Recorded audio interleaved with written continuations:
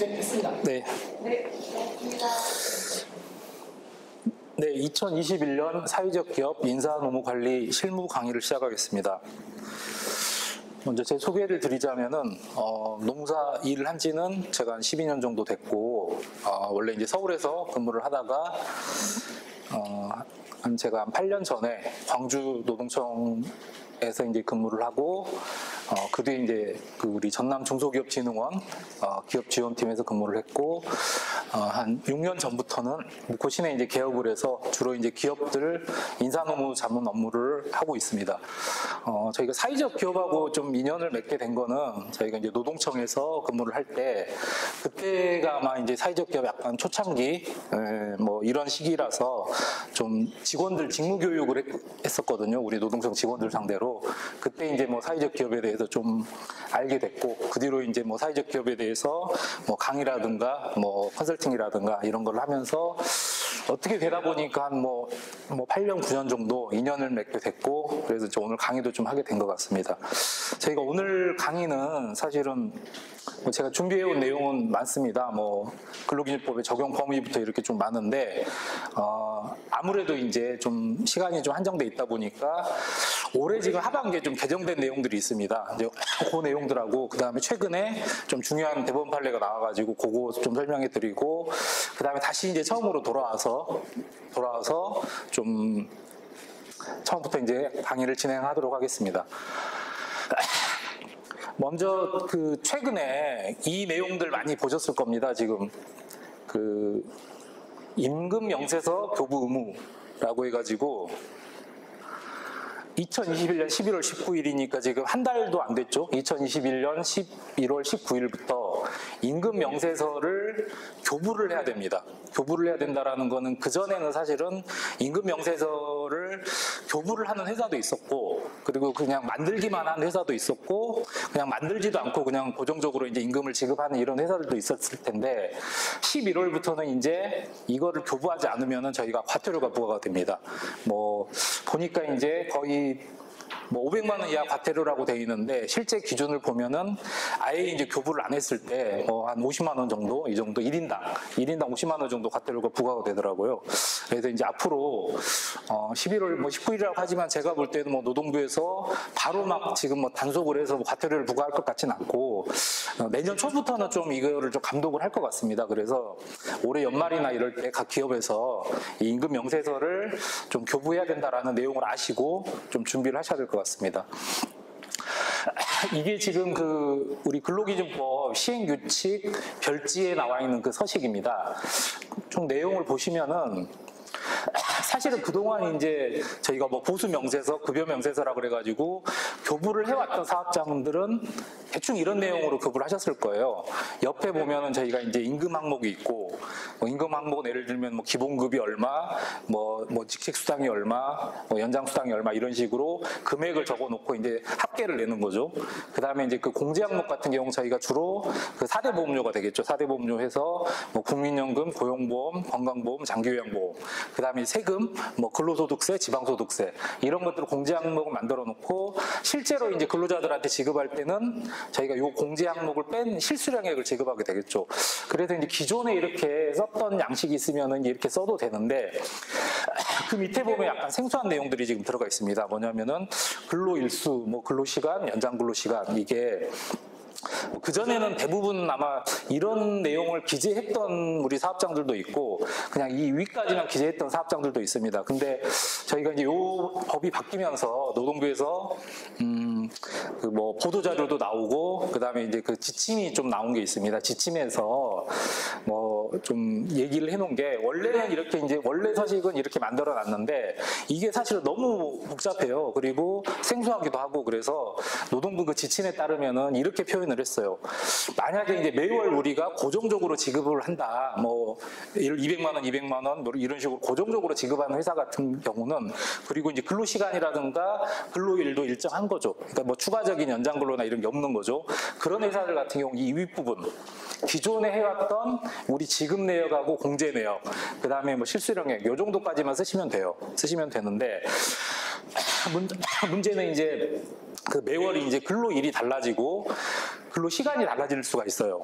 뭐 그거에 따라서 뭐 연장 근로나 야간 근로, 휴일이 불규칙적으로 이렇게 나오는 회사들 같은 경우는 저희가 이제 그 연장 근로수당, 야간 근로수당, 휴일 근로수당 이 금액을 따로 이렇게 좀 내주셔야 돼요. 일단은 시간이 나와야겠죠. 시간이 나오고 그 시간에다가 그 통상 시급을 뭐 써주고 거기에다가 뭐 1.5 이렇게 계산을 해준다라고 하면 이 계산 방법을 써주도록 돼 있어요. 그래서 우리 기업의 이제 그 실무자들께서 파악하시는 거는 우리 회사는 과연 매월 고정적으로 월급을 지급하고 있느냐, 아니면은 매월 좀 근로시간이 불규칙적이고 변동이 되느냐, 이제 이거에 따라서 위에까지 쓸 건가 아니면 아래까지 쓸 건가, 이거를 좀 판단을 하셔야 될 것 같아요. 그래서 이제 그 부분들을 좀 뭐 제가 볼 때는 올해 지금 하반기에서 가장 중요한 이슈는 이거거든요. 임금명세서 교부가 의무가 됐다. 그러니까 이제 그 전에 우리 사장님들 같은 경우 좀 만나 뵈면은 사실은 근로계약서를 안 쓰는 사업장들이 많았죠. 근로계약서를 안 쓰는 사업장들이 많아가지고 뭐 실제로 그런 말씀을 하세요. 사장님들 입장에서는 아니 뭐 근로자가 뭐 쓰기를 원하지 않는다, 그래서 안 썼다라고 말씀을 하시는데, 실제로 이제 뭐 실제로 근로자가 원하지 않아서 근로계약서를 쓰지 않았다 하더라도 만약에 그 근로계약서를 쓰지 않게 되면 처벌을 받을 수 있어요. 근데 그 처벌이라는 거는 물론 정상 참작은 해주겠죠. 근로자가 이제 원하지 않아서 했다 그러면은 정상 참작은 해주겠지만은, 그렇게 근로자가 원해서 근로계약서를 쓰지 않았다 그래서 근로자를 처벌하진 않아요. 사업주를 처벌하기 때문에 그런 부분들을 뭐 근로계약서라는 건 뭐 근로자가 원하면 써주고 원하지 않으면 써주지 않는 그런 문서가 아니거든요. 일단 근로계약을 체결하면은 근로계약서를 무조건 써야 돼요, 이제. 그래서 그런 부분에 대해서는 당연히 좀 그동안 좀 그 인식 전환이 많이 된 것 같아요. 그래서 이제 되는데, 특히나 우리 지금 사회적 기업 같은 경우는 이 주관하는 우리 그 부서가 어딥니까? 지금 고용노동부잖아요. 근데 고용노동부에서 이렇게 근로기준법을 만들고 이거를 집행하는 기관이에요. 그렇다면 당연히 근로계약서를, 만약에 사회적 기업에서 그런 근로계약서를 안 썼다라고 하면은 제가 볼 때는 처벌도 처벌이지만은 뭐 저희 사회적 기업 인증이라든가 이런데 당연히 불이익을 줄 수밖에 없겠죠. 거의 뭐 심사에서 좀 낮은 점수를 받을 수밖에 없겠죠. 근데 이제는 거기다 추가해서 그 임금 명세서라는 것도 이제는 그 하나의 어떤 이제 저희가 필수적으로 갖춰야 될 요건이 돼버린 거죠. 그래서 제가 볼 때는 아마 내년부터 우리 뭐 노동부나 지자체에서 이제 사회적 기업 관련해서 감독을 나올 거예요. 지도 감독을 나오고 그러면은, 예전에는 이런 서류들을 물어봤을 거예요. 근로자 명부 있으시냐, 급여대장 있으시냐, 근로계약서 있으시냐, 요 3가지 정도를 확인했는데 하나가 이제 추가된다고 보시면 돼요. 이제는 4가지 서류를 구비를 하셔야 돼요. 그래서 임금 명세서도 이제 구비를 해 놓으셔야 돼요. 그리고 이거는 그냥 단순히 구비해서 작성하는 걸로만 가지고 끝나는 게 아니라 교부를 해줘야 돼요. 근데 이제 교부라는 게 원래 저희가 이제 근로계약서 같은 경우는 서면으로 교부를 해줘야 돼요.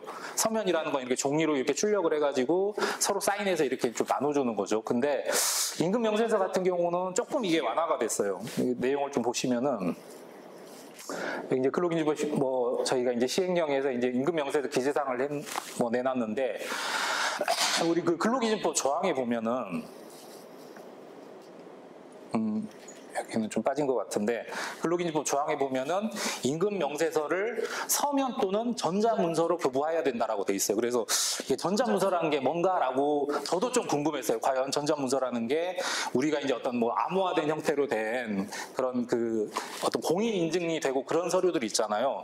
보통 그런 거를 보통 전자문서라고 하는데, 제가 이제 아까 그 11월 한 19일 경에 보도자료가 발표됐다고 말씀을 드렸어요. 그 보도자료하고 그 매뉴얼 내용을 보니까 굉장히 좀 폭이 넓어요. 이제 교부 방식에 대해서. 그러니까 첫 번째는 저희가 서면으로 교부를 하면 돼요. 종이로 교부를 하는 방식이 있고, 또 두 번째는 보통 이제 회사 규모가 있는 데 같은 경우는 저희가 인트라넷이라 그래가지고 그 내부 그 전산망이 있잖아요. 사내 전산망에서 뭐 보고도 하고 결제도 받고 그러잖아요. 그러니까 거기서 그냥 올려주면 돼요. 개인한테 이렇게 그 뭐 결제 받듯이 이제 이를 보내주면 돼요. 뭐 그 정도도 거의 서면 교부로 이제 인정을 하고, 그 다음에 또 이제 좀 추가가 된 게 개인 이메일 있잖아요. 이제 이메일로 보내주는 거예요. 이제 그 개인 이메일로 보내주는 거. 거기다가 이제 마지막으로 추가된 게 어떤 내용이냐면은, 저희가 휴대폰 문자 메시지, 그다음에 카톡, 이렇게 카톡 같은 경우를 좀 메시지 이렇게 전달하는 거, 이런 식으로, 그러니까 카톡이 됐든 텔레그램이 됐든 이런 식으로 이제 하여튼 그 전산상으로 이렇게 볼 수 있게 전달만 해주면은 그것도 서면 교부로 인정하겠다는 거예요. 그래서 굉장히 이제 좀 폭이 넓어졌기 때문에, 그러니까 간단하게 하려면은 그냥 서면으로 출력해서 줘도 되지만은 조금 이제 저희가 이제 직원들이 좀 멀리 떨어져 있을 수도 있잖아요. 그러면 일일이 저희가 서면으로 전달하기가 좀 힘들다라고 하면은 개인 문자 메시지나 카톡으로 이렇게 보내도 가능해요. 이제 그렇게 보낼 때는 이렇게 좀 사진을 찍어서 이렇게 보내줘도 되고, 그다음에 요새는 그 파일 같은 경우도 보내지잖아요. 제가 알기로는 카톡 같은 경우 한글 문서라든가 엑셀 문서 같은 게 보내지거든요. 그러니까 그런 거를 이제 활용해서 임금 명세서를 교부를 하시면 될 것 같습니다. 그래서 하여튼 올해 개정된 것 중에 가장 중요한 게 임금 명세서 교부 의무고, 이게 이제 어찌됐든 내년 1월부터는 아마 노동부에서도 일단은 한 몇 개월간은 계도 기간을 좀 부여하고 좀 지도 감독하는 식으로 하겠지만은 일정 시기가 지나면 이것도 이제 처벌을 할 거예요. 그래서 이제 미리미리 이런 것들 연말에 좀 이런 것들 좀 준비를 하셔야 되고, 아마 이제 저희가 그 노동부 홈페이지나 이렇게 가보면은 이런 임금 명세서 양식이 있어요. 이런 양식 같은 경우를 하나 이렇게 좀 다운을 받으셔도 되고, 인터넷 같은 데 보니까 이게 엑셀 파일로도 나와 있더라고요. 그래서 엑셀 파일로 요거를 만드신 다음에 여기다 좀 수식을 넣으시면 돼요. 예를 들면 기본급이나 이런 것들을 수식을 넣어가지고 공제액 이런 걸 이제 빼기 해놓으면 바로 실수령액이 계산이 되겠죠. 그 다음에 연장이나 야간 휴일 근로수당 같은 경우도 여기 시간을 적게 돼 있잖아요. 그럼 이 시간을 여기다 입력하면은 바로 이제 그 결과가 나오도록 이제 이런 식으로 좀 준비를 하시면 될 것 같습니다. 좀 그 말씀 드렸고요. 그 다음에 좀 중요한 판례가 하나 나온 게 있거든요. 저희가 그동안에 1년 계약을 하는 근로자들 같은 경우, 그러니까 1월 1일부터 12월 31일까지 만약에 이제 그 계약 기간을 정하고, 저희가 보통 기간제 근로자라고 하는데, 그럼 기간제 근로계약을 하고 만약에 이 사람이 계약 만료로 퇴사를 하게 됐다. 그 얘기는 뭐냐면 12월 31일 그 퇴근 시간까지 6시까지 근무하고 그냥 나가는 거잖아요. 이렇게 나가게 된다고 하더라도 뭐라고 노동부에서는 해석을 했냐면은 이 근로자한테는 1년이라는 이 기간을 채웠기 때문에 저희가 이제 연차휴가 같은 경우가 그 1년 미만 근로자들도 연차휴가가 있잖아요. 1년 미만일 때는 한 달에 하나씩 발생이 돼요. 1년이 되기 전까지 한 달에 하나씩 발생해서 최대 11개가 발생이 돼요. 그러면 1월 1일부터 이렇게 계산하면은 2월 1일 날 1개, 3월 1일 날 1개 이런 식으로 해가지고 12월 31일까지 근무를 했다라고 하면 최대 11개가 발생이 돼요. 그거를 저희가 이제 1년 미만자 연차휴가라고 하고, 근데 이제 그 전에는 이렇게 12월 31일까지 근무를 하게 되면은 휴가는, 그러니까 이론상으로 보면 그거죠. 1월 1일 0시 땡 하는 순간에 추가적으로 15개가 발생이 되는 거예요. 발생하는데 문제는 이 사람은 이제 2년 차에 계약기간 만료로 나가야 되잖아요. 그래서 이 15일의 휴가는 쓸 수는 없어요. 사용할 수는 없어요. 사용할 수는 없지만은 그거에 대한 보상은 해줘야 된다. 즉 연차수당을 지급해 줘야 된다라는 게 우리 노동부에서 행정해석을 그렇게 내렸어요. 그래서 대부분 저도 그렇고 다른 우리 노무사님들이나 아니면은 노동부에서 우리 상담원들이나 이런 분들이 예를 들면 내가 1월 1일부터 12월 31일까지 1년 계약직으로 일하고 그만두면 연차휴가가 몇 개입니까? 라고 하면은 26개라고 계속 답변을 드렸어요. 저도 그렇게 답변 드렸고 그동안 강의할 때도 이제 이런 답변을 드렸어요. 그랬더니 그 사장님들이 막 화를 내시더라고. 그런 게 어딨냐 이제. 그때 이제 그분들이 하는 논리가 이제 이거죠. 그러니까 아니 기본적으로 휴가라는 건 보통 계속 근로를 하게 되면은 1년에 보통 이제 15일씩 발생이 되고, 그게 이제 2년마다 하루씩 이제 추가가 되고, 그래서 총 그래도 아무리 많이 늘어나도 20몇 년을 근무를 해도 최대 25일까지밖에 발생이 안 돼요. 예를 들면 30년 근무한 사람이 있다라고 해도. 근데 이거는 어떻게 1년만 근무하는데 26개. 그러니까 그 25일보다 더 많이 발생할 수가 있느냐. 이거는 좀 말이 안 되는 것 같다라고 이제 사장님들이 많이 말씀을 하셨고, 저도 그 말씀을 들으면서 그거 좀 일리가 있는 말씀이다. 근데 어찌됐든 간에 노동부는 이렇게 해석을 하고 있습니다. 라고 말씀을 드렸더니 좀 그분들은 이해가 안 된다. 이런 말씀을 굉장히 많이 하셨어요. 그것과 관련해서 대법원이 최근에 이제 판결을 냈는데 이게 좀 재밌어요. 이게 그 어떤 사건이었냐면은 이제 요양병원에 근무하는 요양보호사예요, 이분이. 근데 8월 1일부터 7월 31일까지, 그러니까 입사를 8월 1일 날 했어요. 그리고 이 사람은 정확하게는 기간제 근로자는 아니에요. 기간제 근로자는 아닌데 본인이 그냥 이렇게 생각한 것 같아요. 나는 그냥 1년만 근무하고 그만두겠다라고. 그러면서 뭘 생각을 했냐면은 좀 알아봤겠죠. 1년을 딱 근무하니까 퇴직금이 발생이 돼요. 퇴직금이 발생되고, 그 다음에 뭐 노동부나 이런 데 물어봤더니 이렇게 1년만 근무하고 나가도 연차 수당을 26일분을 받을 수 있다라는 거예요, 이제. 그거를 생각하고 7월 30일 날 사표를 내고 나가버린 거예요, 이제. 그러니까 여기 이제 그 요양병원 원장님 같은 경우는 아까 제 강의를 들으면서 화내셨던 우리 사장님들처럼 그 말씀 하신 거죠. 아니, 너는 이게 1년 미만일 때 휴가가 있는 건 내가 인정하겠다. 근데 딱 1년만 하고 그만둬버렸는데 어떻게 그 다음에 그 휴가가 생길 수가 있느냐라고 이제 항변을 한 거죠, 이제. 항변을 했는데 이 근로자는 그러니까 노동청으로 찾아간 거예요, 이제. 노동청에다 진정을 제기를 했어요. 진정을 제기를 하고 그랬더니 당연히 노동부에서는 그렇게 얘기를 하겠죠. 아, 이거 26일분이니까 뭐 11일분은 사용을 했으니까 나머지 15일분에 대해서 연차 수당으로 지급하셔야 됩니다라고 한 거예요. 근데 이제 그 원장님이 이제 불복을 한 거죠. 아, 나는 못 내겠다라고 했더니 이제 검찰로 넘겨버린 거예요. 이제 검찰로 넘기고 이제 처벌 절차로 가겠죠. 그러면 원장님 입장에서 이제 벌금을 내야 될 처지가 됐어요. 그래서 어쩔 수 없이 뭐 검찰 수사 단계에서 이 15일치에 대한 연차 수당을 지급을 해줬어요.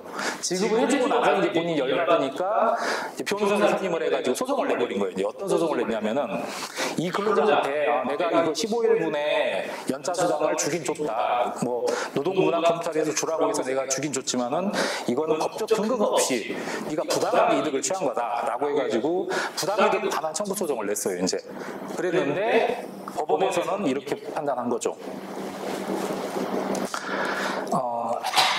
연차휴가를 사용할 권리, 그러니까 연차휴가를 사용할 권리라는 것은 전년도 1년간의 근로를 마친 다음 날 발생한다. 그러니까 다음 날 발생한다는 얘기는 뭐냐면 아까 제가 1월 1일부터 그 12월 31일까지 라고 근무하면은 1월 1일 0시에 제가 발생한다라고 그랬잖아요. 근데 그 1월 1일 0시 같은 경우는 이 법원 입장에서는 그때는 너는 이미 퇴사한 다음 아니냐. 왜냐하면은 12월 31일 날 그 6시에 이제 퇴근하면 퇴사가 돼버린 거잖아요. 그러면은 1월 1일 날 0시에 발생했다 하더라도 너한테 발생한 건 아니다. 연차휴가가. 그러니까 전년도 1년간의 근로를 마친 다음 날이라는 거는 12월 31일이 아니라 1월 1일 날 발생한다는 거예요. 네, 그 다음에 그 연차휴가라는 거는 그 이렇게 1년 단위로, 그러니까 1년을 열심히 이제 일을 했으니까 그 다음에 좀 휴가도 써가면서 일해라라는 취지로 주는 거예요. 근데 그러려면 최소한 그 다음에도 이제 일한다는 게 전제가 돼 있어야 된다는 거예요. 그 전제가 돼 있어야 되는데 1년만 근무하고 나가는 사람들은 이런 전제 조건을 충족하지 못한다는 얘기죠. 따라서 그렇게 해서 만약에 이제 12월 31일 퇴직해서 근로관계가 종료가 돼버렸다면은 연차휴가도 발생이 안 되고 당연히 연차휴가에 대한 그 보상으로서 연차휴가 수당도 청구할 수 없다. 라고 이제 처음에 이제 서울 북부지방법원에 이렇게 판결을 내렸고 이게 2심에서도 똑같이 인정됐고 최종적으로 이제 이게 한 제가 알기로 10월 기사가 지금 10월 21일 날 났으니까 제가 알기로는 한 10월 15일경에 이 판결이 나왔어요. 그래가지고 그러니까 이제 이 판결 같은 게 나오면서는 이제 어떻게 해석을 해야 되냐면은 그 논리는 맞아요. 예를 들면 1월 1일부터 12월 31일까지 1년간 기간제로 계약한 사람들은 11일밖에 발생이 안 돼요. 그 다음 15일이 발생될 수가 없어요.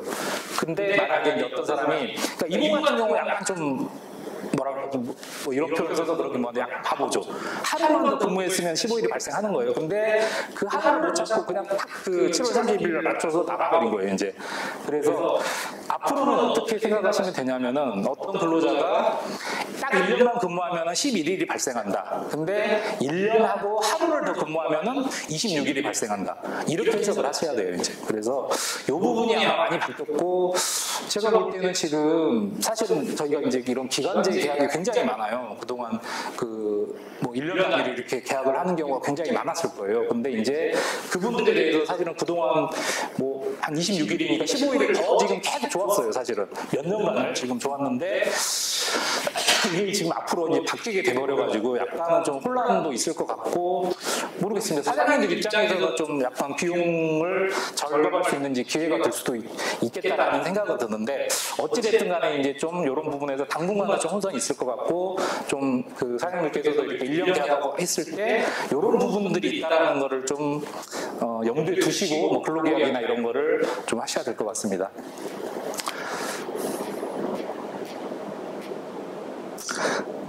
그 다음에 좀 바뀐 부분이 뭐냐면은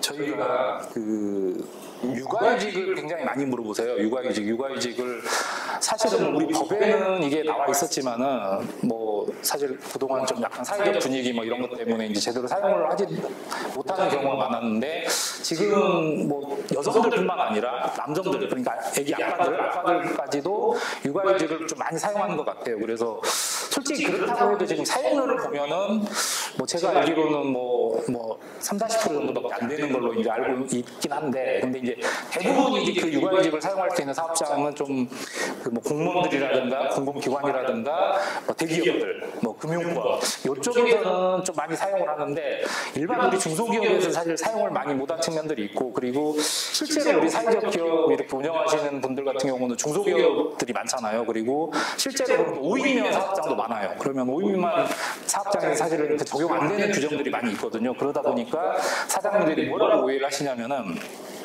뭐 육아휴직 이런 거는 우리가 5인 미만이기 때문에 안 줘도 된다라고 생각을 하세요. 근데 안 줘도 된다라고 생각하시는데 그거는 절대 아니고 저희가 왜 이게 이제 육아휴직을 5인 미만에도 적용이 되게 되냐면은 육아휴직 같은 경우 저희가 근로기준법이 규정이 돼 있진 않아요.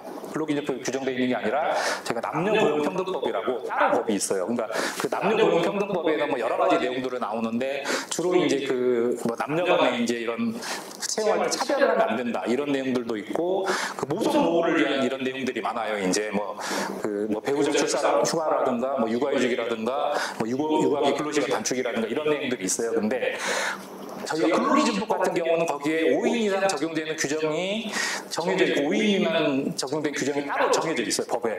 근데 남녀고용평등법은 그런 규정이 없어요. 그런 규정이 없다는 거는 모든 사업장에 적용이 돼버리는 거예요. 그래서 육아휴직 같은 경우도 저희가 이제 근로자가 청구를 하면은 이거는 무조건 부여를 해줘야 돼요.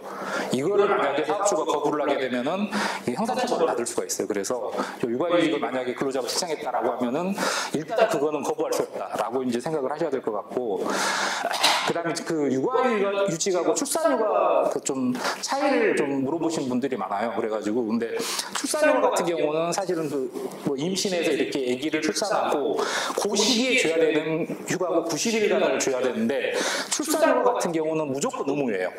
근로자가 나는 그냥 한 30일 정도만 쉬면 됩니다 라고 한다 하더라도 무조건 이건 90일을 보내줘야 돼요. 출산하게 되면 이거는 강제적으로 보내줘야 되는 거예요. 출산휴가 같은 경우는. 근데 육아휴직은 뭐 강제는 아니에요. 이거는 어떤 경우냐면은 근로자가 청구를 했을 때 그러니까 근로자가 청구를 했을 때 거부를 하면 안 되는 거지 무조건 육아휴직을 야 1년 애 키워야 되니까 1년 가 라고 보내는 건 아니에요. 그 차이가 좀 있다라는 걸 좀 알고 계셔야 되고 그래서 이제 육아휴직 같은 경우는 과거에는 아기가 이제 그 만 8세 이하거나 초등학교 2학년 이하 자녀가 있는 근로자라고 돼 있으니까 당연히 엄마도 할 수 있고 아빠도 할 수 있겠죠. 이제 엄마도 할 수 있고 아빠도 할 수 있는 건데 과거에는 저희가 이제 이런 제약이 있었어요.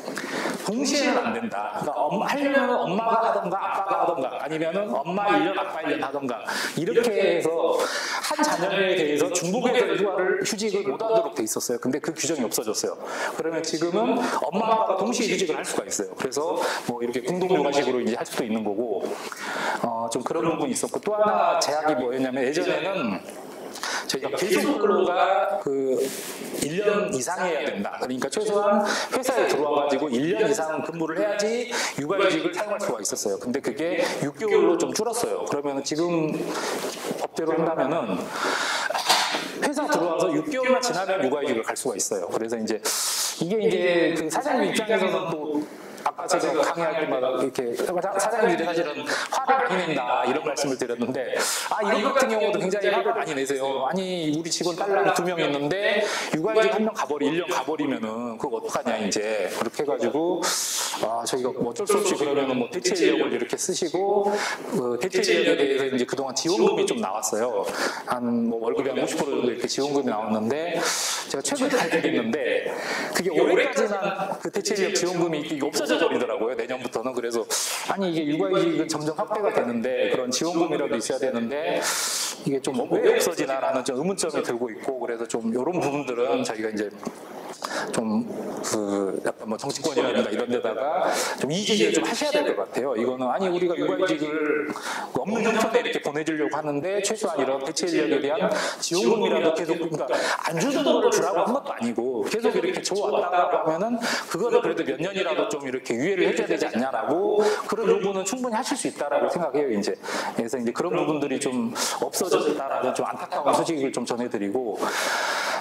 근데 이게 여기서 또 하나가 추가가 됐어요. 또 하나가 추가가 된 게 뭐냐면은 그동안은 일단은 자녀가 있는 근로자가 청구할 수 있었잖아요. 그러니까 자녀가 있다는 얘기는 육아휴직이라는 건 일단 출산을 해야지 육아휴직을 쓸 수가 있어요. 근데 법이 이제 개정이 돼가지고 저희가 이제 그 그러니까 임신 중에도 육아휴직을 쓸 수가 있어요. 당연히 남성은 안 되겠죠. 그러니까 임신 중인 여성 근로자가 육아휴직을 쓸 수가 있어요. 그러니까 이게 왜 이게 들어왔나 봤더니 요새 이제 그 출산휴가를 저희가 90일 정도 주잖아요. 그러니까 예전에는 90일 정도면은 충분했는데 요새 들어서 이제 결혼 그 연령을 좀 늦춰주고 이러다 보니까 좀 아무래도 일을 좀 늦은 나이에 낳게 되잖아요. 그러면은 그 아무래도 이제 그 병원에서 이제 좀 치료받고 이런 기간들이 더 필요하다고 해요. 근데 90일만 딱 줘버리면은 사실은 중요한 시기에 이제 뭐 좀 그 건강검진도 받고 치료도 받고 이걸 해야 되는데 이런 시기를 놓쳐가지고 뭐 유산이 되고 이제 이런 사례들이 좀 있다 뭐 이런 취지에서 이게 이제 추가가 된 거예요. 그래서 이제 근데 저희가 원래 그동안 기존의 이제 육아휴직 같은 경우는 딱 한 번만 분할해서 쓸 수가 있어요. 이제 딱 한 번이라는 건 예를 들면 1년이니까 6개월 이렇게 쓰던가 뭐 이번에 한 달만 쓰고 그 다음에 몇 년 있다가 뭐 한 11개월 쓰던가 이렇게 딱 한 번만 나눠서 쓸 수가 있었어요. 근데 사실 임신직 육아휴직 제도 같은 경우는 그 청구 사유하고 횟수 제한이 없어요. 그러니까 예를 들면 내가 이제 임신 전에 임신 중에 출산 전에 뭐 일주일 그냥 썼다가 좀 몸이 괜찮은 것 같다 그럼 또 다녔다가 또 몸이 안 좋아지면 또 일주일 썼다가 이게 가능한 거예요. 그래서 뭐 물론 취지는 굉장히 좋은데 사장님들 입장에서는 조금 더 제가 이제 이런 강의를 아마 대면으로 강의했으면 욕을 엄청 하셨을 것 같은데 좀 이런 부분들도 제가 볼 때는 좀 굉장히 어려운 측면들이 있을 거예요. 이제 어떤 그 여성 근로자가 임신을 했는데 좀 육아휴직을 일주일 쓰겠습니다. 그러고 또 한 3주 또 나갔다가 또 일주일 쓰겠습니다. 이렇게 나갔다 그래버리면 그리고 또 이게 또 규칙적인 것도 아니에요. 본인이 그냥 원하는 시기에 또 줘야 되니까 그래서 좀 이런 부분들이 있어가지고 실제로 이게 요것도 마찬가지로 저희가 2021년 11월 19일부터 이게 시행이 되고 있거든요. 그런데 실제로 이거를 사용하게 되면 약간 우리 사업장 현장에서는 상당한 좀 갈등과 분쟁이 좀 생기지 않을까 좀 라는 좀 생각이 듭니다. 네, 그래서 제가 좀 주요 좀 개정 내용들 우리 개정 내용하고 중요한 우리 이제 대법원 판례 이 부분에 대해서 제가 좀 말씀을 드렸고 하는 김에 저희가 이제 좀 요 얘기를 드려볼게요. 저희가 우리 사업장에서 이제 사고가 난 거예요. 사고가 나가 일하시다가 이제 사고가 나가지고 뭐 이제 뭐 치료를 받으실 수도 있고 이제 뭐 그게 뭐 간단하게 이제 며칠 치료받고 나오실 수도 있고 몇 개월 이제 입원을 해야 될 상황이 올 수도 있고 이제 이런데 그런 걸 저희가 이제 산업재해라고 하죠. 보통 산재라고 줄여서 표현을 하죠. 이제 이런 산재에 대해서 굉장히 좀 문의가 많으세요. 문의가 많으시고. 좀 최근에 이제 달라진 부분들은 예전에 저희가 출퇴근 중에 사고는 그 산재가 아니었어요. 산재가 아니고 뭐 자동차 보험이나 이걸로 해결했는데 최근에 이제 그 법이 개정돼가지고 출퇴근 중에 사고도 산재로 인정이 되죠. 그래서 실제로 지금 뭐 출퇴근하다가 다치셔가지고 이런 분들 같은 경우 거의 이제 산재를 많이 청구를 하세요. 이게 좋은 점이 그거예요. 근로자들 입장에서 좋은 점이 뭐냐면은 일반적으로 저희가 이제 이거를 자동차 보험으로 처리를 하게 되면은 일단은 자동차 보험에서는 그 이제 치료비 정도 나올 거예요. 이제 치료비 정도 나오고 이제 그걸로 끝나는데 저희가 산재에서는 그 좀 유리한 부분이 뭐냐면은 내가 이렇게 산재를 입어가지고 일을 못하게 되잖아요. 그럼 일을 못하게 되니까 당연히 회사에서는 월급을 안 줄 거예요. 근데 3개월 정도 입원을 했는데 내가 월급을 하나도 못 받아가요. 그러면은 엄청난 폐해가 되겠죠. 근데 우리 그 산재가 만약에 이게 승인이 되면은 저희가 휴업급여라고 그래가지고 자기가 받던 월급의 70% 정도를 받을 수가 있어요. 예를 들면 내가 월급 한 200만 원 정도 받았다. 그러면 내가 산재로 승인이 돼서 이렇게 요양하는 치료 기간 동안에는 70%니까 한 140만 원 정도 되겠죠. 그 정도. 물론 이제 그게 아주 만족스러운 수준은 아니지만 어느 정도 좀 치료도 받고 뭐 다른 이제 좀 생계도 유지하고 이제 이 정도 금액으로 이제 지급을 받을 수 있다는 거죠. 근데 자동차 보험에는 이게 없어요. 그래서 좀 장기간 이렇게 입원을 하시고 이런 분들 같은 경우는 이제 산재로 신청하시는 게 좋다. 그러면은 그런 걸 많이 물어보세요. 내가 출퇴근 중에 하여튼 뭐 교통사고가 나가지고 산재를 입었는데 산재 신청하는 게 더 유리합니까? 자동차 보험으로 신청하는 게 유리합니까? 라고 물어보세요. 그럼 제가 답변을 뭐라고 드리냐면은 저도 그거 모릅니다. 저도 그거 모릅니다. 다 그 보험마다 약관이 다르고 이제 이런 게 있고 저는 이제 산재 쪽만 이렇게 알고 있거든요. 근데 만약에 이거를 하나만 신청하면 하나에서밖에 안 나올 거 아니에요. 근데 그걸 두 개를 동시에 신청을 하게 되면은 알아서 자기들끼리 조율을 해요. 근로복지공단하고 그 자동차 보험 회사가 서로 조율을 해가지고 가장 유리한 거를 줘요. 그래서 제가 말씀드리는 거는 어차피 우리 그거 모르니까 둘 다 신청해라 라고 말씀드리거든요. 그래서 출퇴근 중에 하여튼 뭐 교통사고나 이런 게 났다 그러면은 이게 산재로 승인이 될 수 있는 부분이고 어떤 게 유리한지는 모르니까 둘 다 신청해라 이렇게 좀 말씀을 드리고 우리 사업장에서도 우리 뭐 사장님들이나 실무자들 같은 경우도 그렇게 설명을 해주시면 될 것 같아요. 뭐 너 하나만 하지 말고 둘 다 신청해라 이렇게 해서 혜택을 좀 받을 수 있도록. 그다음에 이제 또 하나가 뭐냐면 저희가 이제 그 산재 발생 보고라는 게 있어요. 저희가 이제 제가 산재 신청이라고 했잖아요. 산재 신청이라는 거는 이렇게 재해를 입은 근로자가 근로복지공단에다가 내가 이렇게 사고가 나서 뭐 예를 병원 치료를 이렇게 받고 이렇게 쉬게 됐으니까 뭐 요양급여라든가 휴업급여를 주십시오라고 신청을 하는 거예요. 이제 저희가 뭐 요양급여 신청, 휴업급여 신청이라고 표현을 하거든요. 근데 신청이라는 거는 내가 하고 싶으면 하고 하기 싫으면 많은 거예요. 그냥 내가 사실은 이건 산재를 해도 되는데 아니 뭐 내가 다른 보험들도 있고 뭐 나 돈도 많은데 굳이 뭐 국가 이런 거 신청 안 하겠고 안 하시면 돼요. 그냥 안 하시면 되는 거예요. 그거는 신청을 우리가 강제할 수는 없어요. 이제 그거는 뭐 선택의 문제죠. 이제 근로자가 선택하는 거예요. 근데 약간 이제 헷갈려 하시는 게 사장님들이 산재가 이렇게 그냥 뭐 해도 되고 안 해도 된다라고 하니까 그러면 산재 신청 안 하면은 뭐 다른 거 아무 문제가 없겠구나라고 많이 생각을 하세요. 근데 좀 그러다가 실수를 하시는 부분이 저희가 산재 신청하는 거는 근로자의 권리예요. 본인이 선택할 수 있는 거예요. 근데 산재가 발생했을 때 이거를 보고해야 될 의무, 제가 보고 의무라고 하거든요. 이 보고 의무는 이거는 뭐 무조건 해야 되는 거예요. 이거는 선택이 아니에요. 무조건 강제되는 거예요. 그리고 이런 산재 발생 보고를 안 하게 되면 과태료가 1,000만 원이야. 보통 저희가 실무적으로 해보면은 한 700만 원 정도, 700만 원. 그러니까 처음 걸렸다 그러면 한 700만 원, 두 번째 걸렸다 그러면 1,000만 원 정도 부과를 하거든요, 이제. 그래서 700만 원이면 작은 돈이 아니잖아요. 근데 생각해보면은 저희가 이제 그 산업재해 조사표라는 게 제가 이렇게 뭐 보이실지 모르겠는데 딱 보면 A4장짜리 서류예요. 요 서류를 갖다가 내용만 간단하게 기재하셔가지고 그 우리 노동청이 있을 거예요. 관할 노동청. 예를 들면 뭐 목포나 영암 같으면은 그 목포 노동청에다가 이거를 제출만 하시면 돼요. 이렇게 제출만 하시면은 이 과태료 문제가 전혀 없어요. 근데 이거를 제출을 하셔야 되는데 언제 제출하셔야 되냐면은 한 달 이내에 제출하셔야 돼요. 한 달이라는 거는 사고가 발생하고 나서 한 달 이내 이걸 제출하셔야 되는데 이걸 제출 안 해버렸다. 근데 나중에 이게 산재가 만약에 승인이 돼버렸다. 그러면은 보고를 안 하신 거잖아요. 보고를 안 하시게 되면은 과태료가 부과된다는 거죠. 근데 이제 이게 사실은 제가 이제 예전에는 별로 이제 이런 그 사건이 별로 없었어요. 이런 사건이 별로 없었던 게 이미 아는 거예요. 이제 이거는 산재 신청할지 말지를 이미 사장님하고 근로자가 다 얘기를 해가지고 저희 산재 신청할 겁니다. 그래? 그럼 우리도 보고해야겠네.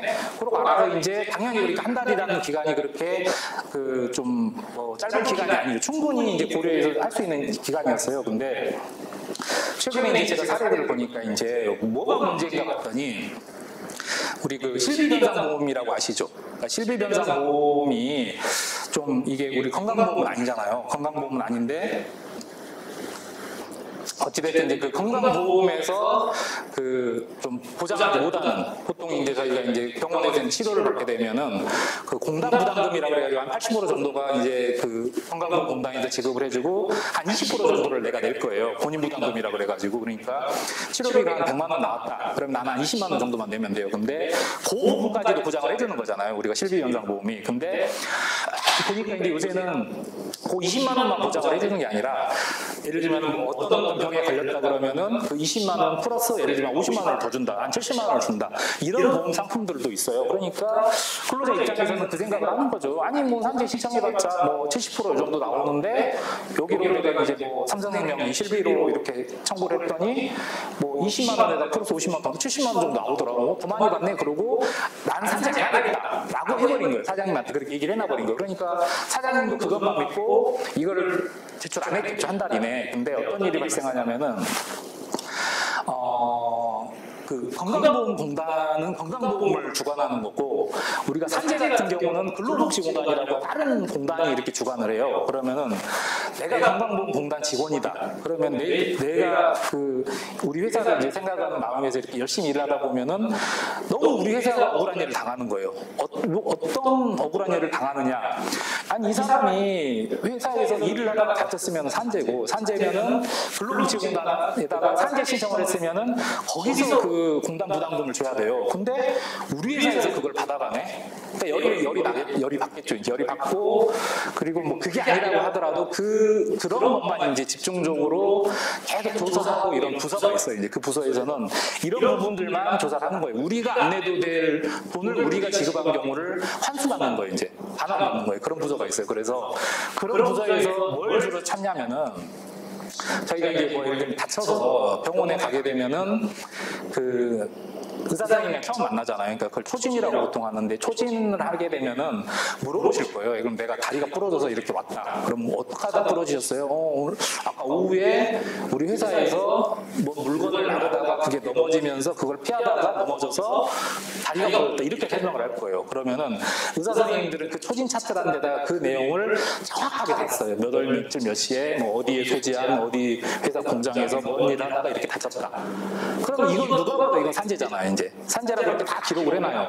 이렇게 해놓고 이제 뭐 치료 받는 거는 의사 선생님이 신경 안 쓰잖아요. 이 사람이 뭐 건강보험을 하든지 산재를 하든지 신경 안 써요. 어차피 치료만 내면 되니까. 그러고 이제 잘 치료받고 갔어요. 근데 이제 이 서류를 누가 보게 되냐면은 그 건강보험공단 직원들이 다는 못 봐요. 다는 못 보니까 전국에 이제 그 병원들이 뭐 수천 개, 수만 개가 있을 건데 그거를 다 보지는 못해요. 다 보지는 못하고 샘플링이라고 하죠. 몇 개를 이제 골라서 이렇게 보는 거예요. 이제 이렇게 보다 보면은 이런 내용들이 나오는 거예요. 근데 이런 내용이 나왔는데, 이 사람이 산재로 안 하고 건강보험으로 들어왔네. 그러고 이제 우리 이제 근로자한테 연락을 하는 거죠. 연락을 한다는 게 우편물을 보내요. 약간 섬뜩한 빨간색 이렇게 좀 줄쳐져가지고 섬뜩한 공문을 보내는데 뭐라고 돼 있냐면은, 뭐 귀하가 이제 어느 병원에서 이렇게 치료받은 거는 이제 뭐 그 잘못 이렇게 지급받은 걸로 판단됩니다. 해서 이제 저희가 지급해야 할 공단 부담금 80%, 그러니까 100만 원이었으면 80만 원을 언제까지 그 납부해 주시기 바랍니다. 만약 이걸 납부하지 않을 시에는 귀하의 뭐 재산에 대해서 뭐 압류하고 경매해서 이렇게 뭐 처분할 수 있으면 알려드립니다. 그럼 깜짝 놀라잖아요. 이제 근로자 입장에서 내가 그냥 내 병원에서 치료 잘 받고 내가 건강보험료도 그동안 잘 냈잖아요. 잘 내가지고 치료를 잘 받았는데 갑자기 그 돈을 내놓으라 그러는 거예요. 그러니까 열이 받는 거죠. 이제 그래서 전화를 하죠. 거기 공무에 보통 담당자 전화번호가 적혀 있거든요. 거기다 전화를 하면은 그 담당자는 친절하게 이렇게 안내를 해줘요. 이게 선생님 이걸 저희가 뺏는 게 아니에요. 절대 뺏는 게 아니라 잘못 청구가 됐어요. 저희 공단이 아니라 근로복지공단으로 청구를 하셨는데 잘못 청구가 됐으니까 일단 저희한테 반납을 하시고 똑같은 내용으로 근로복지공단에다가 신청을 하면 바로 그걸 주실 거예요.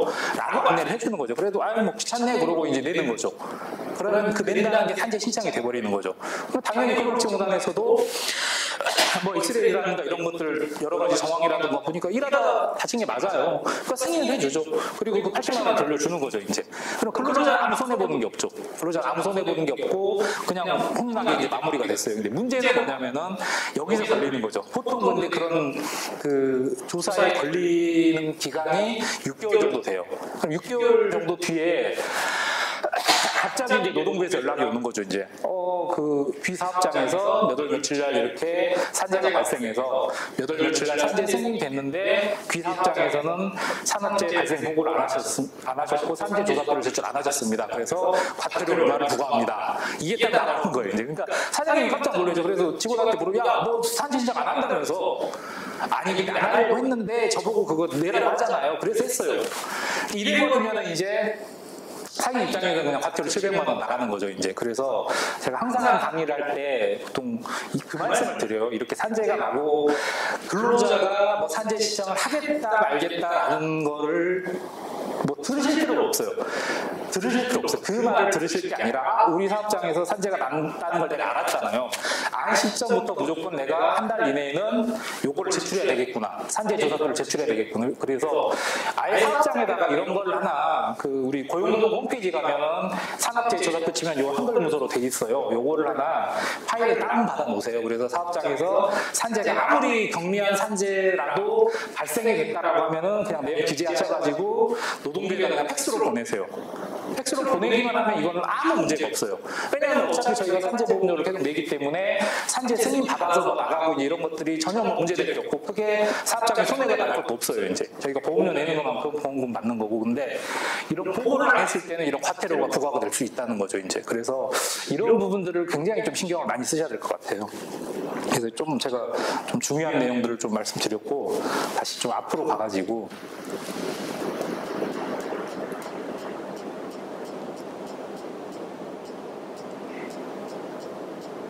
제가 임금 명세서 이제 서면으로 도구를 해야 된다라고 이제 말씀드렸고, 뭐 요 부분은 다 잘 알고 계실 거예요. 근로계약서를 이렇게 좀 작성해야 된다. 요 내용들을 좀 잘 알고 계시는데, 그래도 이제 저희가 이제 뭐 그 제가 사회적 기업 뭐 컨설팅도 나가보고 점검도 나가보고 그러면은 돼 있긴 돼 있어요. 근로계약서가 돼 있긴 돼 있어요. 돼 있긴 돼 있는데. 이상하게 뭐가 뭐 빠져있거나 좀 잘못되어 있거나 막 그런 부분들이 있어요. 그래서 이제 그런 부분들을 좀 유념하셔야 되고, 이게 솔직히 저희가 지자체랑 같이 나갈 때도 있고 노동부 직원들이랑 같이 나갈 때도 있어. 그러면은 솔직히 지자체 직원들은 이 노동법을 잘 모르잖아요. 왜 지자체 직원들이 공무원들이 노동법을 모르냐면은 공무원한테는 근로기준법 적용이 안 돼요. 그러니까 자기하고 별 상관이 없는 법이에요. 그래서 그분들은 별 관심도 없고 그래서 잘 모르세요. 그래서 그냥 대충 근로계약서 있네 그러고 그냥 잘 돼 있네요 하고 그냥 넘어가고 말아요. 근데 만약에 노동부가 우리 사회적 기업 뭐 점검을 나왔다라고 하면은 정말 세세하게 하나하나 볼 거예요. 그래갖고 뭐 하나가 숫자 하나로 뭐가 잘못이 있다 그러면 분명히 그걸 지적을 할 거고, 뭐 경우에 따라서는 뭐 경고라든가 뭐 제재를 할 수도 있어요. 그래서 이제 그런 부분들을 좀 신경을 쓰셔야 되는데, 여기 보시면은 우리가 이제 근로조건으로 명시돼야 될 내용들이 크게 보면 5가지예요. 그러니까 제가 이제 어떤 사업장을 가보면은 계약서가 막 엄청 두꺼워요. 막 10페이지예요. 계약서가 막 구구절절 막 뭐 무슨 그 준수사항 뭐 그다음에 뭐 영업비밀 침해 뭐 이런 것들 이상한 내용들, 마치 우리 그 요새 뭐 프로야구 선수나 연예인들 같은 경우 계약서 쓰면 그렇게 두껍게 쓰거든요. 그러니까 그런 계약을 하듯이 막 계약서를 막 써놔요. 써놓는데 뭐 전 왜 써놓은지 모르겠어요. 그게 이제 무슨 의미가 있나라는 생각이 드는데, 우리 근로기준법 자체 생각하는 그 내용은 그거예요. 그러니까 정확하게 우리 근로기준법에는 근로계약서라고 돼 있진 않아요. 근로계약서라고 돼 있진 않고 요런 내용들을 서면으로 명시를 해라. 서면으로 명시하라는 것은 종이로 쓰란 얘기죠. 그리고 그 서면으로 교부를 해라. 나눠주란 얘기죠, 이제.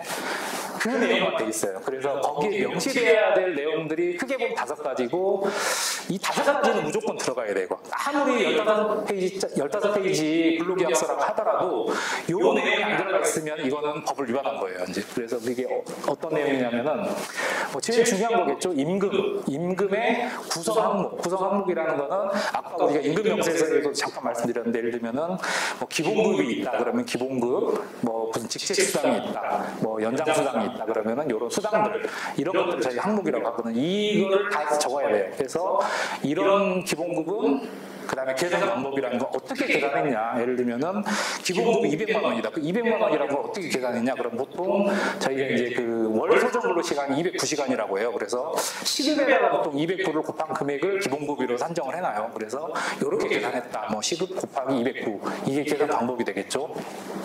그다음에 지급 방법은 뭐냐면은 저희가 이제 보통 그 날짜가 있을 거예요. 뭐 월급날 이렇게 매월 말일이 될 수도 있고 아니면 다음 달 7일이 될 수도 있고 그 날에 뭐 현금으로 지급할 수도 있고 뭐 그 계좌이체할 수도 있잖아요. 그 어떻게 지급할 건지 이런 것들을 명시를 해내야 된다는 얘기죠.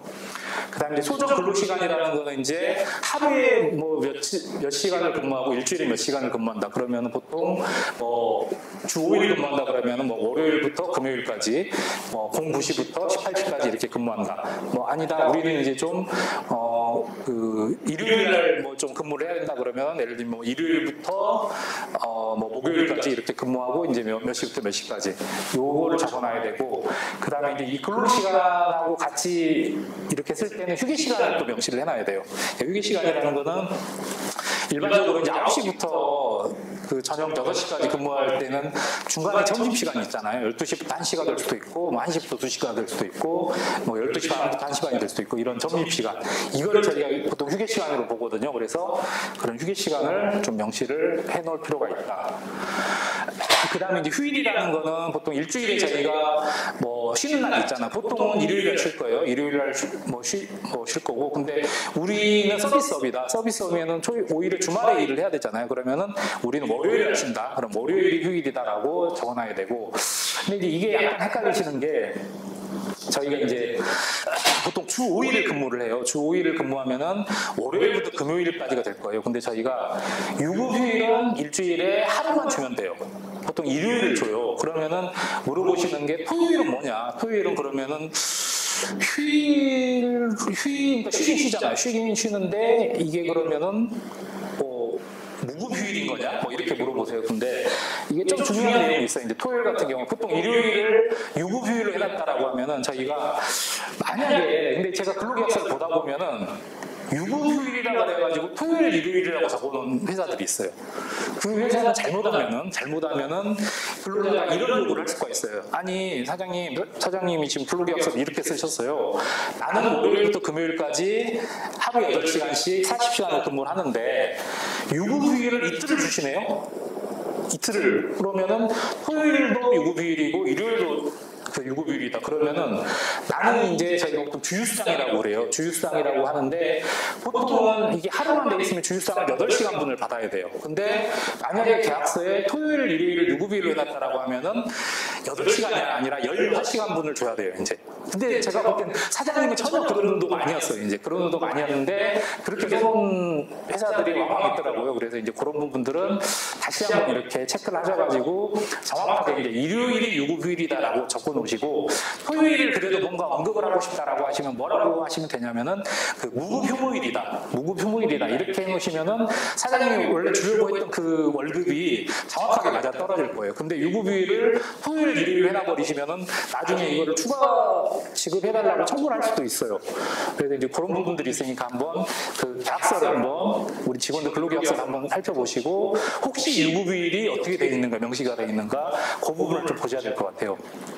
그 다음에 저희가 이제 5인 이상 좀 근로자들이 있다라고 하면은 연차휴가 휴가 규정을 넣어놔야 되는데 보통 그냥 간단하게 이렇게 써놓으시면 돼요. 그냥 어차피 우리가 근로기준법 따라야 되잖아요. 그래서 연차휴가는 근로기준법 따른다. 이 정도 표현만 해놓으시면 될 것 같아야 그 다음에 명시하실 게 취업 장소라는 거는 근무하는 장소예요. 보통 근무 장소 같은 경우는 사업장 내라고 하시면 되고, 근데 이제 우리가 이제 출장을 많이 보낸다라고 하면은 추가를 하시면 되겠죠. 사업장 내 또는 사용자가 지시하는 출장 장소, 업무 장소 이렇게 이제 써놓으시면 되고, 종사 업무 같은 경우는 이 사람이 하는 업무를 써놓으시면 되겠죠. 사무직을 한다 그러면 사무 업무, 이제 생산직을 한다 그러면 생산 업무 이렇게 써놓으시면 되겠죠. 그래서 이제 이런 내용들이 다 들어가 있어야지 이것도 법 위반이 아니에요. 그러니까 아무리 내가 막 월급을 막 뭐 400, 500을 주고 막 연봉을 1억을 줘도 근로계약서에 예를 들면 그리고 실제로 또 연차휴가도 줘요. 또 주는데 연차휴가 규정이 없어요. 이제 그러면 원칙적으로는 요거에 대해서 자기가 벌금을 부과할 수도 있어요. 이제 요거 하나 빠졌다. 내가 요거 하나를 빼먹었기 때문에 우리가 이제 벌금을 부과하겠다 그래가지고 벌금을 부과할 수도 있어요. 이론적으로는. 그래서 이제 그런 부분들이 있다라는 걸 좀 말씀드리고. 네, 그래서 제가 이제 근로계약서 이제 예시를 이렇게 좀 드러났고,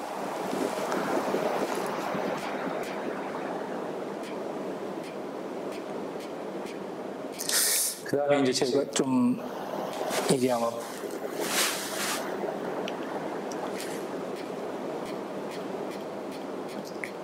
좀 저희가 이렇게 좀 근로자들이랑 이제 근무를 하고, 그러니까 가끔 그런 말씀을 드려요, 사장님들한테.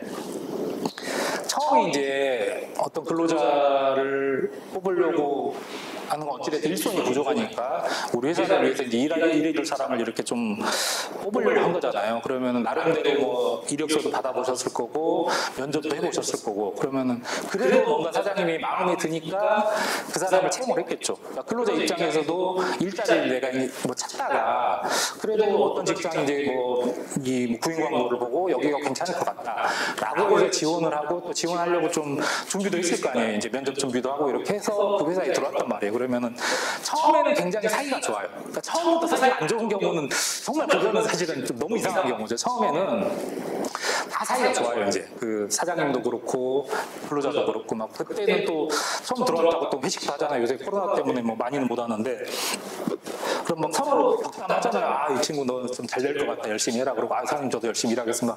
이렇게 이제 좋은 얘기를 하고 이제 이래서 항상 처음은 아름다운 것 같아요. 처음은 아름다운 것 같은데 우리가 보면은 그 마지막이나 이별이 좀 아름답지가 않은 경우가 많아요. 그래서 어찌됐든 근로관계가 종료되고 퇴사를 하게 되고 이랬을 때 뭔가 좀 사이가 안 좋아요. 제가 이제 그 노무사로서 일을 하다 보니까 이제 그 사건들을 많이 보잖아요. 근로자가 이제 우리 사장님을 이제 고소하거나 뭐 진정을 제기해서 이제 처벌해달라고 이제 그런 민원 제기를 많이 하잖아요. 이제 그런 민원 제기를 했을 때 딱 보면은 대부분은 회사 근로자예요.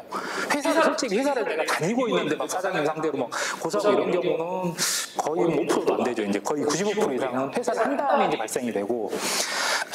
그리고 이제 제 입장에서는 뭐 그냥 법리적으로 이게 못 받아야 될 게 얼마고 이제 이런 것만 계산하지만은 막상 이제 현장에 가서 서로 만나서 얘기를 들어보면은 뭔가 감정이 안 좋아져 있어요. 이 퇴사할 때쯤에는. 그래서 뭐 솔직히 그건 사장님이 잘못했을 수도 있고 근로자가 잘못했을 수도 있고, 그지 뭐 제가 같은 약간 둘 다 잘못한 경우가 많은 것 같아요. 이게 좀 그래서 굉장히 감정적인 경우도 많고, 실제로 저는 노동청 막 조사 받다가 막 역살 잡고 싸우는 것도 많이 봤고, 뭐 경찰들 막 출동하고 이런 경우도 많이 봤고, 뭐 쌍욕하는 기본이에요. 이제 막 그 정도로 굉장히 감정이 이제 악화된 상태가 이렇게 됐는데, 그래서 어찌됐든 이 근로관계가 종료되는 거 이 마무리를 잘해야겠다라는 생각이 들고.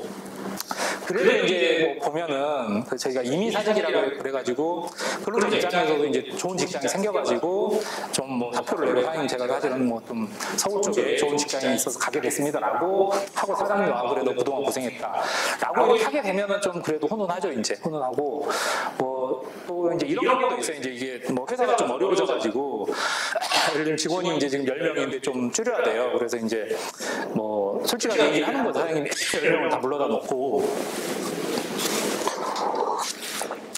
사실은 우리 회사가 이렇게 좀 어려워져가지고 이제 좀 직원들을 내보내야 될 것 같다. 그래서 좀 몇 명 정도가 좀 희생을 해줘야 될 것 같다라고 해서 그냥 몇 명이 그럼 저희가 나가겠습니다라고 해갖고 좀 나름대로 위로도 좀 챙겨주시고 그런 식으로 이제 뭐 하는 경우, 그거를 보통 저희가 합의해제라고도 하고 이걸 다른 표현으로 이제 공고사직이라고도 해요. 그러니까 사실은 이제 근로자 입장에서는 서운할 수도 있죠. 아니 나는 그래도 열심히 했다라고 하는데 나보고 나가라고 하니까 이제 서운할 수도 있지만은 뭐 사장님이니까 말을 잘해야죠. 이제 뭐 그동안 좀 고생했는데 미안하다 그런 것도 위로도 좀 잘해주시고 제가 볼 때는 위로 중에 말로만 하는 위로보다는 돈으로 좀 이렇게 위로금 같은 거 좀 해주시고 퇴직금 이런 거 잘 챙겨주시고 이렇게 해서 그래도 원만하게 이렇게 나가는 경우 이런 거를 저희가 합의해지라고도 하고 이거를 본고사직이라고 표현하기도 해요. 이제 이런 경우고 그다음에 예를 들면 뭐 정년 이제 뭐 연세가 드셔가지고 이제 뭐 나가는 경우야 뭐 훈훈하죠. 이제 그다음에 이제 계약기간 만료 아까 제가 뭐 1년 계약직으로 했다 그러면은 12월 31일이 됐으면은 뭐 계약기간 만료됐습니다. 뭐 이제 뭐 저희가 재계약을 안 하겠습니다라고 하는 경우 뭐 이런 경우가 있겠죠. 이제 근데 가장 처음에 이제 대립되는 부분이 이거예요. 해고라는 건 뭐냐면은 근로자는 자기는 일을 하고 싶어해요. 근데 사업주가 일방적으로 내보내는 거예요. 이제 일방적으로 내보내는 거예요. 이거에서 다툼이 많죠. 그래서 저희가 이제 함부로 해고를 하면 안 되도록 돼 있어요. 해고하려면은 어떤 해고 사유가 있어야 돼요. 뭐 무단 결근을 했다라든가 회사에서 어떤 기계를 뭐 파손해가지고 이제 어떤 회사에 큰 손해를 끼쳤다라든가 이제 이런 부분들이 있어가지고 또 저희가 이제 이렇게 해고를 하려면은 그 징계 절차를 밟아야 돼요. 징계 절차를 밟아서 징계위원회도 열고 그 근로자한테 좀 소명기회도 들어가야겠죠. 그러니까 무단 결근인 줄 알았는데 무단 결근은 뭐 5일 동안 연락도 없고 뭐 무단 결근인 줄 알았는데 뭐 사실은 어디가 뭐 다쳐가지고 의식을 잃고 병원에서 입원했다. 그러면 사실은 그걸 가지고 내가 뭐 무단 결근이니까 해고라고 할 수는 없잖아요. 그래서 본인한테 좀 소명 기회를 좀 부여를 해줘야 돼요. 그래서 좀 소명도 좀 들어보고 그렇게 해서 그런데도 불구하고 얘는 보니까 그런 사정도 없이 그냥 본인이 그냥 어디 놀러 다니느라고 무단 결근 했다. 그럼 당연히 해고를 할 수 있겠죠. 이제 그런 어떤 절차를 거쳐서 좀 해고를 해야 된다. 이제 이 말씀이죠. 네. 그래서 뭐 이런 여러 가지 이제 사유들 이런 것들이 있으면은 그 해고 사유가 될 수 있는 거죠. 이제 해고 사유가 될 수 있는 거고. 근데 이제 이 해고 사유가 이제 아무리 근로자가 잘못했어요. 잘못해서 징계위원회도 열었어요. 그래서 야 너는 해고야라고 얘기를 했어요. 얘기를 했다 하더라도 이 해고라는 거는 저희가 명확하게 해줘야 돼요. 근로자한테 과연 내가 어떤 이유 때문에 해고를 당했고 그다음에 내가 해고가 되면 언제까지 그런 회사를 다녀야 되는지 이걸 알 수 있어야 되잖아요. 그래서 해고 사유하고 해고 시기를 서면으로 통지를 해줘야 돼요. 서면으로. 이걸 서면으로 통지를 안 하게 되면은 이거는 무효예요. 이제. 그러니까 이제 가끔가다 이런 경우가 있어요. 진짜 근로자가 잘못했어요. 잘못해갖고 그래서 이제 좀 여기가 규모가 작은 회사니까 사장님이 고민하다가 여기까지는 아셨어요. 이제 이게 해고 사유하고 해고 시기는 알려줘야 된다더라. 라고까지는 아셨어요. 그래가지고 어떻게 했냐면은 카톡을 보냈어요. 야 누구야 너는 뭐 3일간 이렇게 무단 결근해서 예를 들면 12월 31일자로 해고한다. 라고 뭐 사장 이렇게 해가지고 보낸 거예요. 이제 그러면은 어떻게 보면 요새는 솔직히 종이보다도 카톡이 더 분명하잖아요. 이렇게 저장도 되고 그래서 저희가 볼 때는 이거는 해고 사유 시기를 명시해 준 거네요 라고 생각할 수도 있어요. 그리고 근데 그게 실제 사건이 됐는데 이거는 법원까지 갔어요. 법원까지 갔는데 카톡으로 제가 보냈다 그랬잖아요. 카톡으로 보냈다 그랬잖아요. 근데 카톡이라는 거는 그러니까 여기서 서면이라는 거는 뭐냐? 그러니까 법원 판사님들이 그 서면의 정의를 써놔요. 서면이라는 거는 종이로 이렇게 해가지고 출력해서 이제 그 내용을 쓴 문서를 말한다. 라고 하는 거예요. 근데 카톡이라는 거는 야 카톡이 종이냐? 그러니까 쉽게 말하면 판사님이 야 이게 카톡이 종이야? 이게 서면이냐? 이렇게 물어본 거죠. 아니라는 거죠. 그래서 카톡으로 이제 해고 사유하고 시기를 이렇게 했는데 그거는 무효라는 판결이 나온 거예요. 이제 그래서 혹시나 뭐 직원들하고 오래오래 이렇게 같이 일하면 좋겠지만은 불가피하게 만약에 해고를 하게 된다라고 했을 때는 해고 사유하고 시기를 서면으로 통지를 해야 돼요. 그러니까 서면으로 한다는 얘기는 종이로 이렇게 출력을 해서 사장님 도장을 찍고 그 직원이 출근하면 직접 주거나 가끔가다 보면 이제 계속 무단 결근해서 안 나오는 경우가 있어요. 그때는 물어봐야 돼요. 저한테 노무사님 이거 직원 출근 안 하는데 서면을 어떻게 줘요? 그러면은 저희가 그때는 내용 증명을 보내셔야 돼요. 그러니까 내용 증명이라는 거를 막 되게 이제 뭐 어렵게 생각을 하시는데 간단해요. 어차피 이거 해고 통보서를 만드실 거 아니에요. 해고 사유, 해고 시기를 적어가지고 해고 통보서를 만드신 다음에 이걸 세부를 복사를 해요. 세부를 복사해갖고 가가지고 우체국에 가서 내용 증명 보내러 왔습니다. 그러면은 이렇게 장당 얼마 해가지고 보통 그렇게 한 장짜리 보내면은 뭐 3,000원, 4,000원 그 정도 받을 거예요. 그러면은 그 내용 증명 어떻게 보내는 거냐면은 그 도장을 찍어줘요. 그러니까 어디 우체국에서 내용 증명으로 며칠날 발송함 이렇게 도장을 찍어주고 한 분은 그 사장님한테 주는 거예요. 한 분은 갖고 계십시오 주고 한 분은 이제 그 도장 찍어갖고 근로자한테 보내줘요. 제가 아까 세부라고 그랬잖아요. 그 한 분을 우체국에도 보관을 하는 거예요. 우체국에 보관을 하고 있다가 예를 들면 나중에 이제 이런 소송이 붙을 거 아니에요. 그럼 근로자는 저는 뭐 이런 거 받은 적 없습니다라고 이제 주장을 할 거예요. 그러면은 예를 들면 법원에서 이제 우체국에다 혹시 그 등기번호 몇 번, 뭐 몇 월 며칠자 우편물 보관돼 있습니까? 그 사본을 좀 보내주십시오. 그럼 우체국에서 그걸 법원으로 보내줘요. 그럼 그 내용이 그대로 있겠죠 이제. 그러면 야 이거 저기 해고사유 시기 명시를 받은 거 맞네. 이거는 그러면 적법한 해고네라고 이제 판정을 하게 된다는 거죠. 그래서 하여튼 이런 서류들이 좀 문제가 될 때는 내용 증명을 좀 활용하시면은 가장 좋을 것 같고, 요새 카톡이 너무 편하긴 한데 이게 카톡으로 이렇게 통지하는 건 아직까지는 서면 통지로 인정을 못해요. 그게 조금 헷갈리시면 안 되는 게, 제가 아까 임금명세서 같은 경우는 카톡으로 보내도 된다 그랬잖아요. 왜 카톡으로 보내도 되냐면은 임금명세서 같은 경우는 그 서면 또는 전자문서라고 돼 있어요. 그러니까 그 카톡 화면을 전자문서로 보는 거예요, 이제 노동부는. 그래서 그거는 허용이 되는 거고, 해고 같은 경우는 전자문서는 말이 없어요. 무조건 서면이라고 돼 있어요. 그래서 요거는 무조건 서면으로 보내셔야 되고, 카톡이나 문자 메시지로 보내면은 전혀 효력이 없다라고 이제 좀 생각을 하시면 될 것 같습니다. 그 다음에 중요한 게, 제가 앞에 지금 말씀드렸던 내용은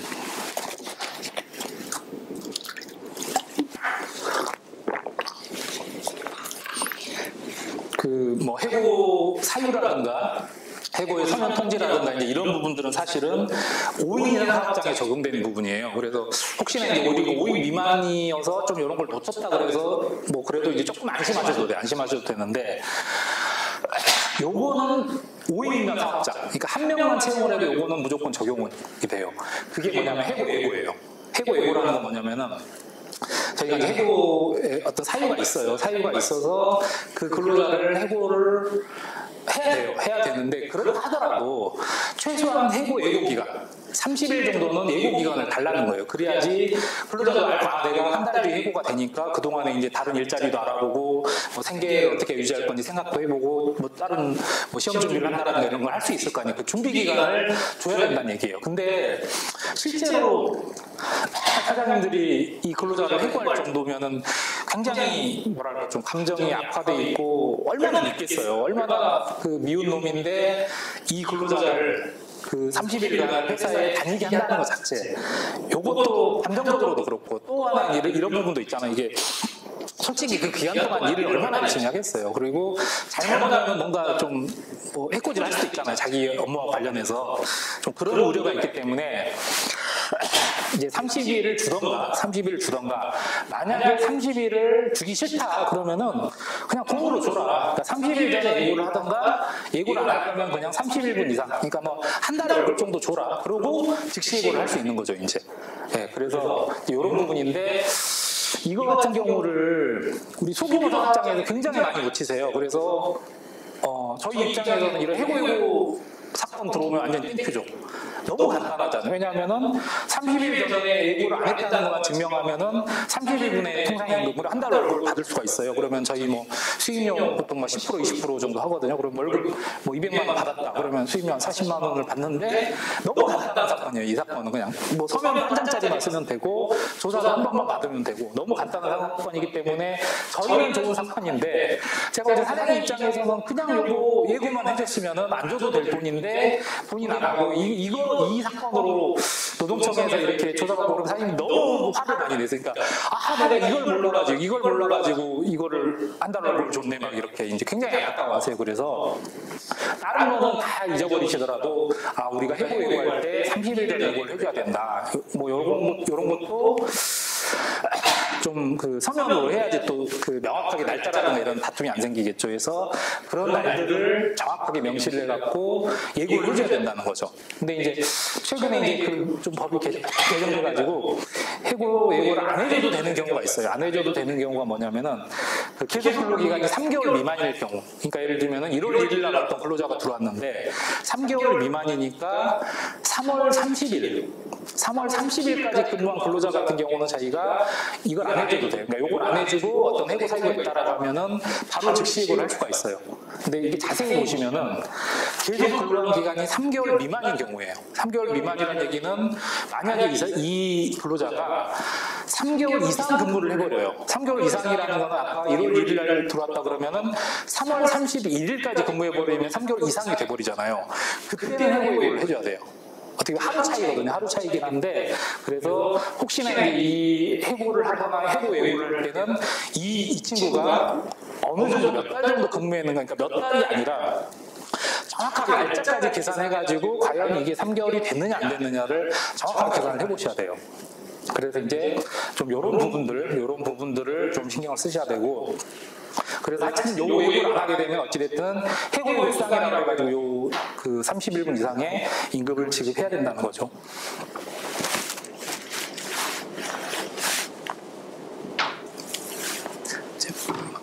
예, 제가 좀 개정된 법률하고 좀 제가 생각하기에 우리 중소기업이라든가 소규모 사업장에서도 꼭 필요한 내용들, 이런 부분들을 좀 강의를 드렸고, 뭐 이렇게 오늘은 직접 대면으로 이제 좀 강의는 못하고 뭐 영상 강의로 이렇게 좀 하게 됐는데, 좀 아무쪼록 뭐 내년에는 진짜 좀 코로나도 좀 극복이 되고 우리 사회적 기업의 이제 사장님들이나 실무자들 모시고 좀 뭐 대면 강의를 좀 했으면 좋겠고, 뭐 예전에는 저희가 막 워크숍도 가서 뭐 이런 리조트에서 좀 그래도 좀 경치도 보고 강의도 듣고 뭐 저녁에 좀 소주 한잔하고 그런 기회가 있었는데 거의 2년간 그런 기회가 없었던 것 같아요. 그래서 이제 앞으로 좀 그런 기회가 좀 돼서 좀 얼굴 보면서 좀 강의를 했으면 좋겠고, 사실은 또 강의라는 게 제가 이렇게 일방적으로 전달하는 것도 있지만은 사장님들 질문을 하셔야 되잖아요. 여러 가지 질문을 하시면 제가 답변도 드리면서 저도 좀 성장하고 이제 이런 부분들이 있었는데,